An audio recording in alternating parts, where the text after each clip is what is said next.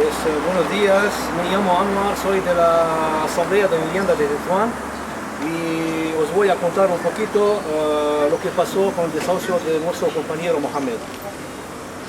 El caso de la familia de Mohamed es paradigmático de la situación que nos encontramos en los barrios de Madrid. Desahucios que actualmente son mayoritarios de alquiler y debido a la falta de soluciones por parte de las administraciones, de personas que ocupan tras haber sido ya desahuciadas previamente. En el caso de Mohamed y de tantas otras familias, asistimos a las ridículas soluciones por parte de las administraciones ante el drama de los desahucios. Pagar un alquiler un par de meses o ir por un periodo de tiempo muy corto a un albergue. Ninguna solución realista pese a llevar 4 años de desahucios masivos. Más de 500.000 por encima de 4 millones de parados, de los que más de la mitad no reciben ningún tipo de prestación o subsidio. El gobierno de España tiene el descaro de alegar ante la ONU que el IBIMA recibe más de 8.000 solicitudes de vivienda anualmente y que solo conceden 260 al año. La empresa pública de vivienda de Madrid, en años de desahucios masivos, solo conceden alrededor de 260 viviendas al año. Es escandaloso. La peculiaridad del caso de Mohamed frente a otros casos es que él había solicitado desde hace más de 12 años una vivienda de alquiler social. Y pese a irse aproximando el momento irremediable de su desahucio, los servicios sociales no hacen nada para buscar una solución factible para su familia. Solo tras ya producirse el desalojo, le conceden una semana en una residencia. Eso es todo. Todo lo demás es un férreo control social, cargando toda la responsabilidad sobre el propio Mohamed y amenazándole veladamente, tal como recoge el informe de servicios sociales que se anexa a las alegaciones del gobierno ante la ONU, con retirarle la custodia de sus hijos. En el mismo informe, como una macabra burla, en agosto, 2 meses antes de su desalojo, escribe la trabajadora social: ante la resistencia a buscar alojamiento, en agosto, se cita a Mohamed y se le ofrece ayuda económica para pagar un mes de su habitación y la fianza de un piso de no más de 400 euros. Se le informa asimismo que en el caso de que se produzca el lanzamiento el día 11 y no tengan alojamiento, se tomarán medidas de protección hacia los menores. Lo que quiere decir que es mucho más fácil para los servicios sociales quitarle los niños que buscarle una alternativa habitacional. En ese momento no tenía la familia de Mohamed ningún ingreso, pues hasta septiembre no vuelve a cobrar la renta mínima. ¿Qué alojamiento podía buscar sin ningún ingreso? ¿Qué habitación podía alquilar para anizarse los 4 miembros de su familia? Una doble ofensa para esta familia: la ofensa de vivir esta situación de exclusión y la doble ofensa de ser culpabilizados y amenazados con perder sus hijos por quienes deberían garantizar sus derechos. Los que presionaron para conseguir que le fuese concedida la renta mínima no fueron los servicios sociales, sino el grupo de vivienda de la Asamblea de Tetuán, quien le buscaron un abogado para que tutelase el procedimiento de desalojo. No fue el Colegio de Abogados, cuyo abogado de oficio renunció a alegar que el caso indefendible y aceptarlo el propio órgano de los letrados. Ni los servicios sociales, fue el grupo de vivienda de la APT que contactó con Javier Rubio, quien urgió a Cáritas para que presentase un informe que retrase el momento de verse la familia en la calle. Fue el grupo de vivienda de la APT, quien acudió en los 2 intentos de desalojo a intentar parar esta barbarie de ver a niños en la calle, sin alternativa. No fueron ni los trabajadores sociales, ni nadie de la IBIMA, ni nadie de Cáritas, ni nadie del ayuntamiento, salvo policías municipales armados. Quien estaba ahí fue el grupo de vivienda de la APT, junto a mucha gente solidaria de todo Madrid. Cada desahucio es una vergüenza y la consecuencia de un sistema moralmente enfermo. Familias cuyo delito es ser víctimas de una estructura económica concebida para el enriquecimiento de unos pocos corruptos. El ladrillazo, un sistema que ha llevado a más de 5 millones de personas al paro, con más de 1,5 millones de hogares, con todos sus adultos al paro. Por eso son completamente inmorales las alegaciones presentadas por el gobierno español ante la ONU, donde responsabiliza de su situación al propio Mohamed. Una forma ruin de descargarse de cualquier responsabilidad una administración que, con más de 500 000 de familias que han perdido su vivienda en estos 5 últimos años, no ofrece ninguna solución viable para garantizar el derecho a la vivienda de tanta gente. Todo este drama que ha pasado a la familia Ben Jazia ha sido ratificado por todas las instancias judiciales españolas. Hasta el Constitucional considera que la Administración ha actuado correctamente, no proveyendo de una alternativa para esta familia como para todas las familias que padecen un desahucio. Por eso, desde el Grupo de Vivienda de la APT, consideramos muy positivo que la ONU cuestione y condene la situación actual, en que cientos de familias son desalojadas de sus viviendas sin tener la obligación las administraciones de garantizar un derecho tan básico como es el derecho a un techo donde poder vivir. Esperemos que a partir de una condena al Estado español por parte de la ONU, esta situación cambie.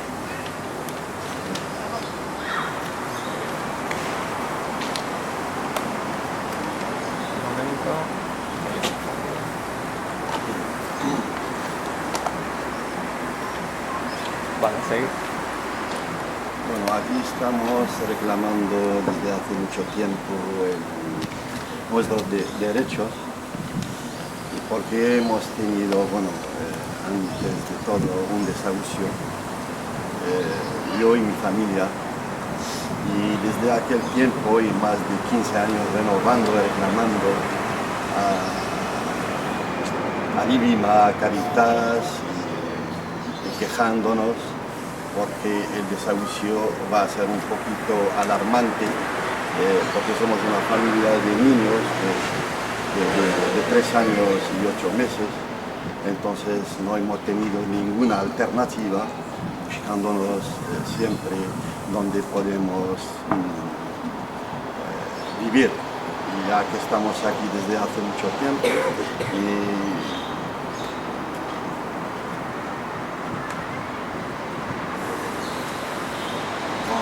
con un refugiado político, bien, normalmente una protección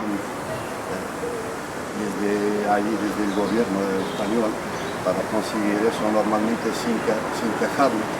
Y bueno, aquí estamos siempre en el mismo círculo y finalmente no nos han tratado esas instituciones de IBIMA sobre todo y Caritas muy mal. Entonces, por eso, estamos intentando que este tema actualmente se resuelve, ¿no? Y bueno, yo creo que es un derecho legal que estamos intentando resolver. Ahora mismo ya no tenemos más alternativa que quejarnos a través de este grupo nuestro, entonces, a Ginebra. Y bueno, nos están siempre hablando del maltrato de los niños, etc. El gobierno saca leyes desde el Parlamento del maltrato contra los niños, sobre todo, son críos de 2 o 3 años, pero yo lo estoy viendo al revés. El derecho teóricamente hay, pero prácticamente no lo hemos visto. No lo hemos visto en la práctica. Y por eso no puedo decir más cosas. Es una familia que ha sufrido mucho tiempo para conseguir una vivienda digna, como dicen, y todavía estamos en el mismo tema, sin ningún recurso, sin casa.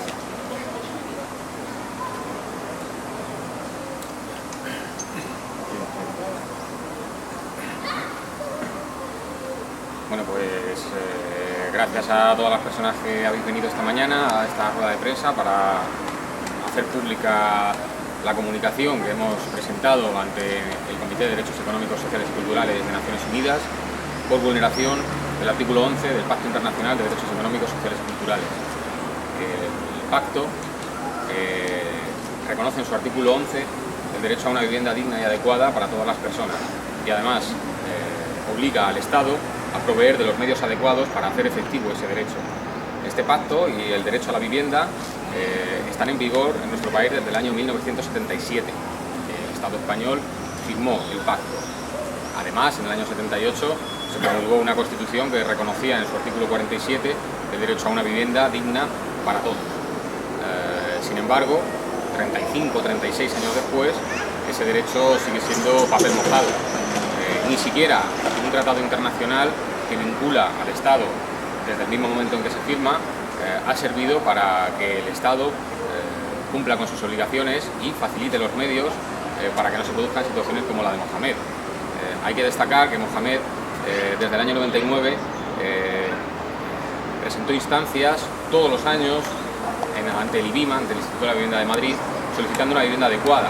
Carecía de rentas para procurarse un alquiler en régimen de mercado y apenas podía procurarse un alquiler de habitación. Tenemos que recordar que este caso es muy significativo porque Naciones Unidas va a tomar en consideración por primera vez un caso de desalojo por alquiler. En España tenemos una crisis hipotecaria muy fuerte, sin embargo los desahucios por alquiler suponen ya hasta el 60% de los desalojos forzosos que se producen cada día en nuestro país.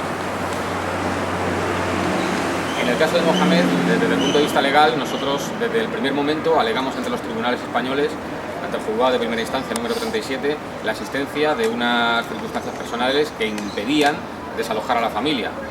Había un menor de 8 meses, otro menor de 3 años y un matrimonio, y no contaban con ningún ingreso, y venían solicitando vivienda pública desde hacía 14 años, recibiendo negativas sistemáticas. Nos parece que hay un incumplimiento muy grave cuando se niega el derecho a la vivienda y se niega a proveer una vivienda social por parte del poder público durante 14 años y sin embargo ante una amenaza de desalojo no se provee, no se toma ninguna medida por parte del IBIMA y de las administraciones públicas. Por parte del Poder Judicial también existe una vulneración en cuanto que los juzgados ni siquiera admiten las alegaciones sobre las circunstancias personales de la familia. En concreto, el Juzgado 37 de Madrid desechó nuestras alegaciones, entendiendo que en un proceso de desahucio por alquiler no cabe alegar las circunstancias personales. Es decir, una persona puede ser desahuciada en nuestro país y eso puede ser admitido por un juez sin que ni siquiera sepa a quién se está lanzando, a qué persona se va a desahuciar. Simplemente se despacha como si fuera una gestoría, un contrato de alquiler, se entiende que se ha incumplido el pago y no se entra a valorar las razones por las cuales se ha incumplido el contrato, por las cuales se ha dejado de pagar. Nosotros ante el juzgado 37 alegábamos todo eso, sin embargo se desechó.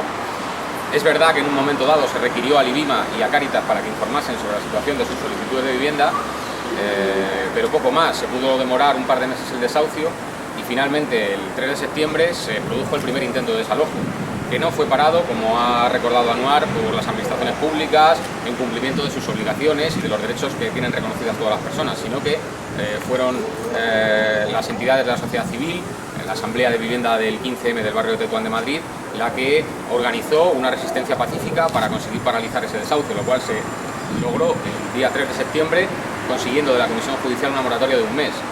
En ese mes incluso recurrimos al Tribunal Constitucional alegando y poniendo énfasis en la vulneración de un derecho humano que se iba a cometer si se producía ese desahucio, pidiendo una medida cautelar.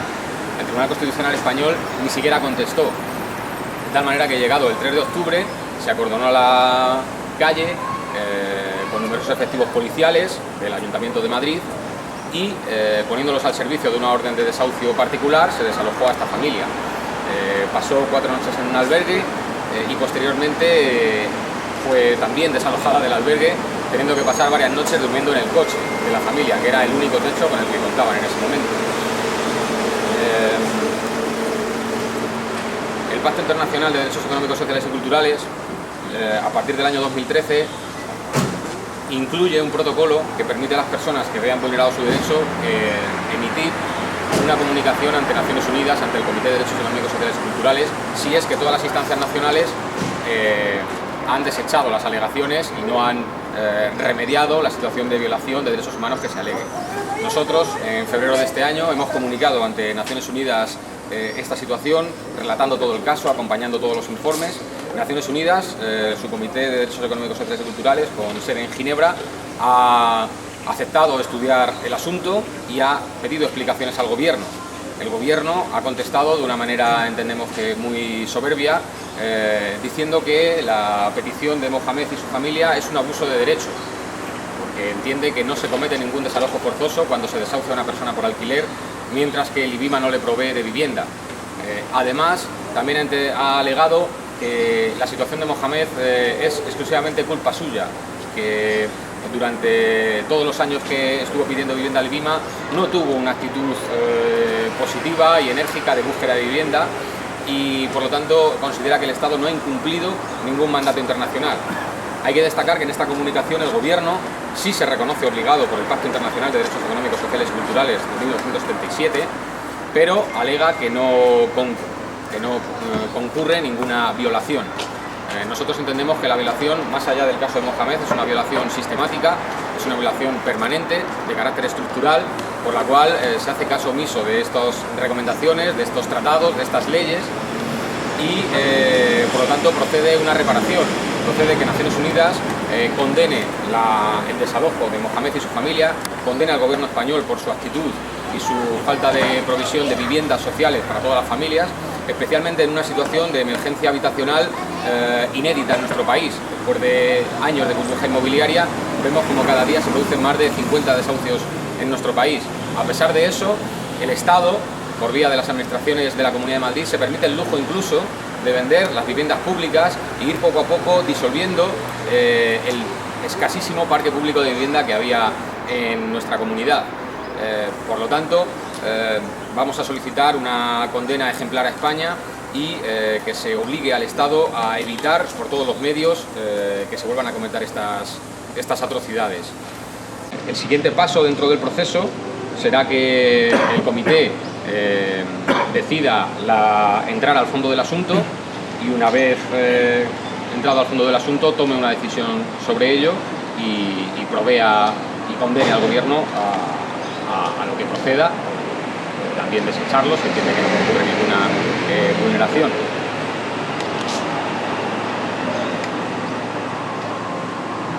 ¿Son preguntas? Yo quiero añadir una cosita más. Sí. Que el IBIMA siempre alega que no tiene piso para la gente que están desahuciada. Justo detrás de nosotros, este edificio, aquí caben 200 familias. 200 familias, este edificio está vacío. Es uno de los cientos de edificios que hay en el barrio vacíos. Del IBIMA, de nosotros. Este edificio es de todo el mundo. Ahí vacío y dicen que no hay dónde alojar a la gente. Sí, con este caso también pretendemos llamar la atención sobre la falta de justiciabilidad de esta serie de los derechos sociales en España. Es verdad que tenemos una serie de normas que hablan de una serie de derechos fundamentales y algunas de ellas sí son exigibles ante los tribunales y sí parece que tienen cierto nivel de cumplimiento. Sin embargo, la parte de derechos sociales, derecho a la vivienda, derecho a la salud, derecho al empleo, derecho a la jubilación, derecho al medio ambiente, derecho a la cultura, en la medida en que, aunque se han firmado por España tratados y aunque se reconocen artículos principales de la Constitución, esos derechos llevados a los tribunales son desechados de manera sistemática, estamos ante derechos que no lo son tal, porque en la práctica no pueden ser exigidos o no pueden ser justiciables. Entendemos que la legislación tiene que cambiar. Llamamos la atención al Poder Judicial para que haya jueces valientes que, tomando el tratado, el Pacto Internacional de Derechos Económicos, Sociales y Culturales, que es parte del ordenamiento jurídico de este país, hagan efectivos esos derechos, exijan su cumplimiento y, en caso de vulneración, condenen al Estado, a las administraciones públicas que no hayan cumplido con estos mandatos. Recordar y remarcar que el pacto lleva en vigor desde el año 77. En su párrafo segundo del artículo 11 dice: los Estados partes en el presente pacto reconocen el derecho de toda persona a un nivel de vida adecuado para sí y su familia, incluyendo alimentación, vestido y vivienda adecuados, y a una mejora continua de las condiciones de existencia. Los Estados partes tomarán medidas apropiadas para asegurar la efectividad de este derecho. Es decir, desde el año 77, y mediando una constitución que se supone que es social, no se ha dado cumplimiento ni se han tomado efectivas para el derecho a la vivienda. Es una verdadera burla que en el año 2015, en medio de una crisis habitacional sin precedentes, no contemos aún con una ley estatal o siquiera autonómica que garantice el derecho a la vivienda para las personas, de tal manera que una persona que va a ser desalojada pueda exigir que el IBIMA o la AMV le provean de una vivienda sin quedar desamparada, como ha ocurrido en este caso. También concurre una vulneración del Convenio de Derechos del Niño, firmado en 1989, que asegura una vivienda, protección, vivienda, alimentación, vestido y condiciones dignas para todos los menores de 18 años. Este convenio, firmado en el año 89, también resulta vulnerado en este caso, al haberse desoído cualquier petición de auxilio de una familia que contaba con un niño de 8 meses y otro de 3 años.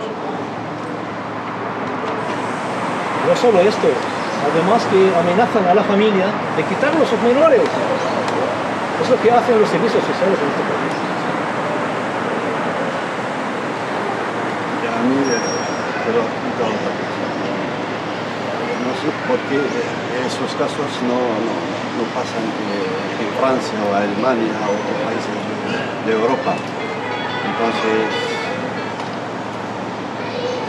imagino que es un poquito raro, ¿no? La verdad. La familia es sagrada en toda Europa, salvo en España. Yo creo que está muy mal gestionado, que se planifica más adelante, se mejora ese tipo de abusos contra las familias, que normalmente es sagrada. Yo tengo una pregunta. ¿Cómo podría condenar la ONU a España? ¿Con una multa, con una sanción? Bueno, la ONU lo que hará, en su caso, si entiende que se ha violado el pacto, emitirá una decisión que tiene carácter vinculante para España desde el momento en que ha firmado el pacto y ha firmado el protocolo facultativo que permite estas comunicaciones y las resoluciones de la ONU, de tal manera que a partir de esa decisión de Naciones Unidas será de cumplimiento obligado para el Estado. Tenemos que ver qué es lo que dice esa decisión para ver cómo se puede cumplir, pero desde luego España no puede escapar de sus compromisos internacionales. Los tratados internacionales sobre derechos humanos están reconocidos en el artículo 10.2 de la Constitución como parte del ordenamiento jurídico. No se pueden tomar como unas normas suaves o como una especie de obligaciones laxas que, bueno, se intentará cumplir, pero si no se cumple no pasa nada. No. Cada desahucio sin alternativa habitacional es una violación de derechos humanos y además es una vulneración de la ley, del ordenamiento jurídico español. Por lo tanto, las personas que sufren esas violaciones tienen derecho a una reparación, a una condena al responsable de esas violaciones, en este caso el Estado, ya sea las administraciones públicas estatales, de la comunidad autónoma o locales, municipales, pero además tiene derecho a una reparación. Es decir, en la medida de lo posible, remediar el daño causado. A veces no va a ser posible remediar el daño causado porque solamente con los daños psicológicos causados por el desahucio a Mohamed, su mujer, Nawal y sus 2 hijos, prácticamente no tendría precio el poder reparar eso. Pero en la medida de lo posible se deben articular medidas para, en primer lugar, paralizar todos los desahucios y segundo, todos los desahucios producidos hasta la fecha sin alternativa habitacional, abrir una oficina ejemplo, abrir una oficina de víctimas de violaciones de derechos humanos en materia de vivienda y procurar progresivamente la reparación, proveyendo de un techo, y también, si es que ha habido daños psicológicos importantes para la familia, buscar medidas para que lo reparen. No sabemos hasta qué punto niños menores en un desahucio son afectados en su desarrollo personal, pero por lo menos desde mayo de 2013, que entra en vigor el protocolo facultativo, ya contamos con este remedio, y aunque tengamos que recurrir a organismos internacionales, se abre una esperanza para poder hacer exigibles los derechos sociales, en concreto el derecho a la vivienda. Claro, pero me refiero que esa decisión Sí. que emita el comité, Sí. ¿en qué puede repercutir a España? O sea, el comité toma una decisión y ¿qué hace? ¿Obligar a España a que le dé una vivienda? Por supuesto, si España no cumpliese con una decisión de Naciones Unidas sobre violación del derecho a la vivienda, estaría colocándose al margen de la legalidad internacional. Por lo tanto, Y eso podría suponer una sanción. eso podría suponer una sanción, claro. Ser sancionado, ser reprendido por el sistema de Naciones Unidas, por el resto de estados que han firmado el pacto y que se han comprometido. Pero además podría comportar también una sanción por los tribunales internos, es decir, si no cumpliera la decisión de Naciones Unidas, desde luego inmediatamente acudiríamos a un juez nacional a exigir una condena al Estado y una reparación adecuada.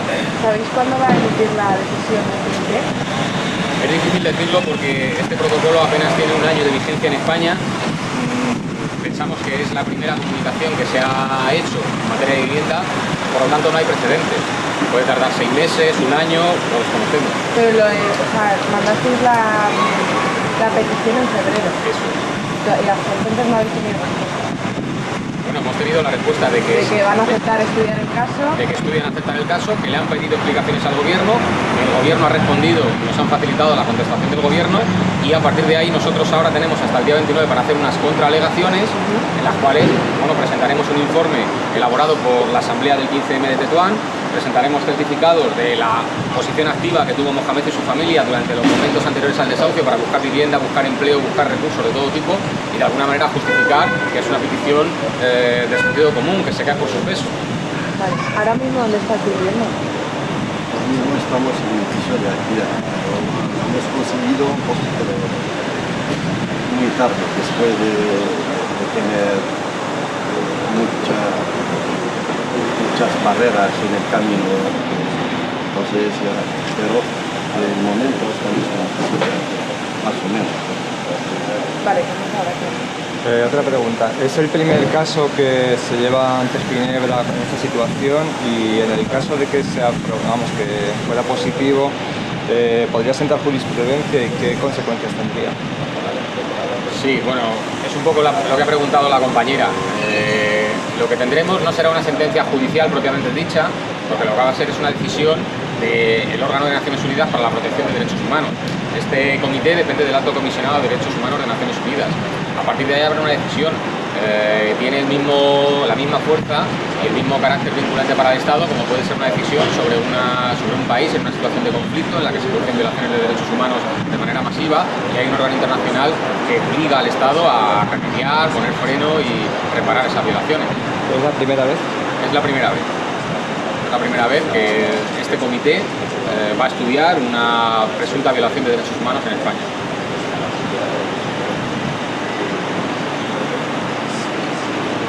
¿Quieres añadir algo más? Sí, yo quería añadir alguna cosa más. Que aunque este caso es muy sangrante y ocurrió en el 2013, no pensemos por esto que no se siguen produciendo estas violaciones. Hace 2 semanas escasas se producía el desalojo en la calle Marqués de Viana 48, en pleno corazón de Tetuán, el desalojo de una madre sola con 4 menores. El más mayor tenía 7 años y el más pequeñito no llegaba al mes. Fueron desahuciados por la policía municipal de Tetuán sin ningún tipo de contemplaciones, pese a estar asistidos, como estaba Ben en su momento, por los servicios sociales de aquí de Tetuán. Lo que se les ofreció, igual que a Ben y a su familia, fue una semana en un albergue, con continuidad en un piso de Cáritas, pero que tiene que ser pagando fuera del barrio y bajo un tutelaje muy marcado por parte de los servicios sociales, cuando el único problema que tiene esta familia al igual que la familia de Ben, es un problema de vivienda y falta de recursos económicos, que no son familias que estén, que no cuiden ni a sus hijos o que no estén los niños perfectamente y la familia perfectamente. Es un problema de esta crisis estafa que tenemos en este momento, que sigue ocurriendo cada día en nuestras calles y en nuestros barrios.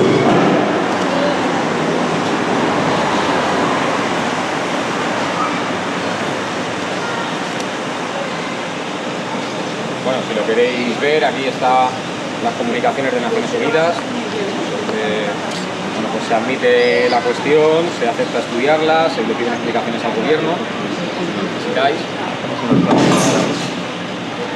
Vale. Y nada más, y decir que bueno, de momento mientras estos derechos no sean exigibles y no haya jueces valientes que se lancen a ello, solamente contamos con la sociedad civil, con nosotros mismos, con los movimientos sociales para intentar procurar alternativas y protegernos de los desalojos forzosos.